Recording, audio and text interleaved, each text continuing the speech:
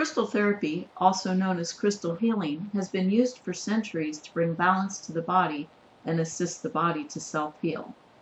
Today, crystal therapy is gaining popularity, and crystals are being used to alleviate common ailments from minor aches and pains to major health issues and imbalances.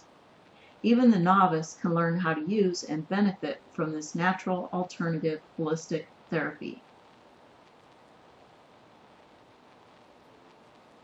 Click the link in the video description to learn more. Thank you for listening.